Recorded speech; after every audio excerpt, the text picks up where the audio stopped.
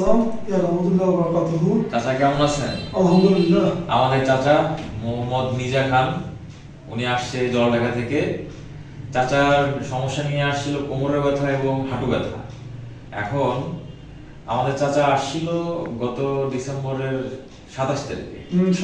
27 তারিখ থেকে ট্রিটমেন্ট শুরু করেছেন উনি। চাচার মুখে শুনি চাচা কিরকম এখন আছেন আপনি?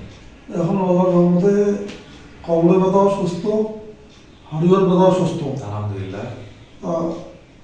সামান্য একটু আছে তা ওরা তো পালাইবি আছে আল্লাহর রহম। আল্লাহ দিতে আছে, দুইটা থেরাপি দেওয়া আছে, ইনশাআল্লাহ দুইটা থেরাপি দিতে আল্লাহর রহম পালাইবে।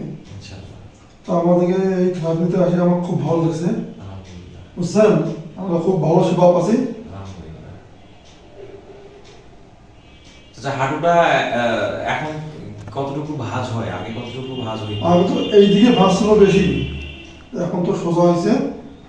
এই আগের হাঁটুর মতো এটা হাঁটু হয়েছে। আলহামদুলিল্লাহ। পায়ে শক্তি বাড়ছে? পায়ের শক্তি বলছে নকল নসরুল এখন মরে চাইছে। আরেকটা কথা বলে রাখি, এখানে আমাদের চাচার যেটা ছিল সেটা হচ্ছে ওনার ফুড ড্রপ ছিল। ফুড ড্রপ থাকার কারণে ওনার প্লান্টার ফ্লেকশন এক্সটেনশন হচ্ছিল না পায়ের গোড়ালির। এখন সেটাও হচ্ছে আলহামদুলিল্লাহ এই অল্প কয়েকদিনে, আল্লাহর অশেষ রহমত। এবং আমাদের চাচার অনেক চেষ্টা ছিল, সে নিজেও বাড়িতে অনেক চেষ্টা করছে, শিখিয়ে দেওয়ার ব্যায়ামগুলো করছে। চাচা, আমাদের স্টাফদের ব্যবহার কেমন ছিল? ভালো ছিল।